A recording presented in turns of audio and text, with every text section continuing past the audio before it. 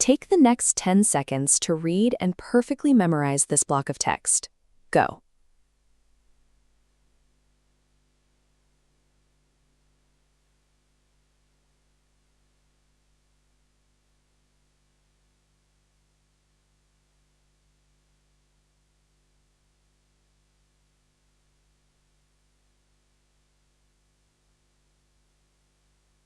That probably felt mildly unpleasant.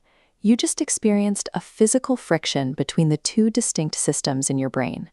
Psychologist Jonathan Haidt illustrates this as a rider sitting on top of an elephant. The rider represents your conscious, analytical, and highly controlled thought. The elephant is everything else. It is your automatic, emotional, and visceral brain. It is drawn to whatever is immediately comfortable, familiar, or shiny.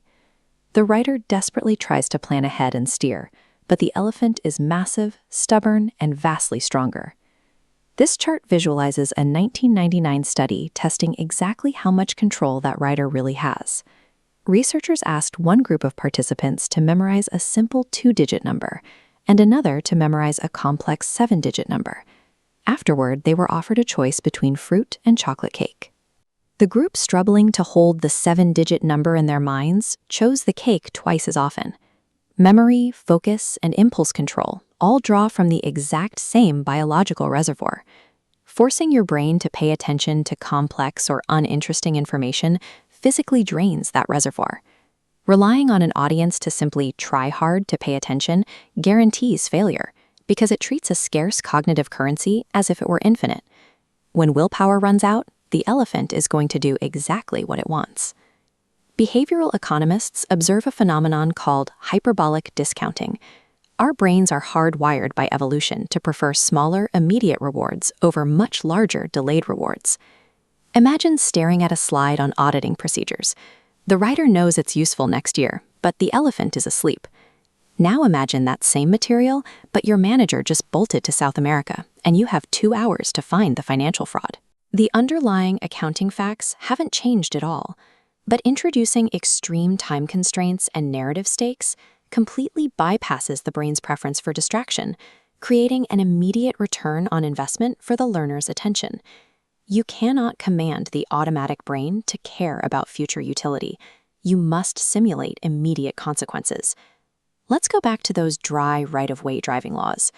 A friend of mine named Karen physically could not tell left from right, which made 4-way stops terrifying. Her solution was to glue a toy lighthouse to the far right side of her dashboard. If another car was on the right light side, they had the right of way.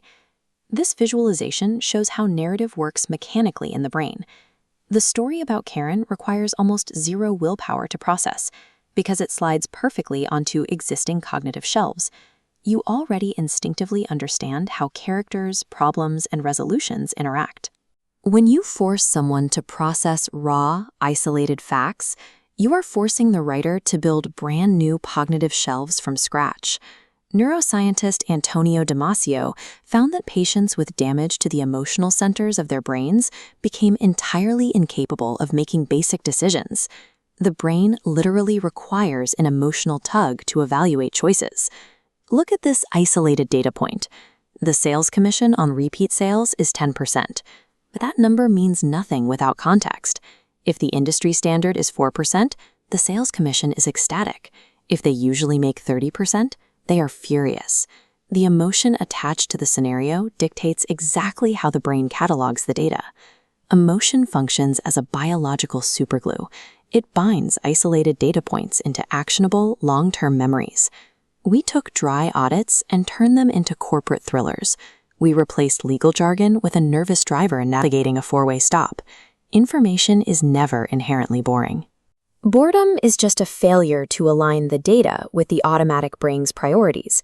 A tutorial on printer repair holds zero appeal until you have 20 minutes to print and mail an application and your printer jams.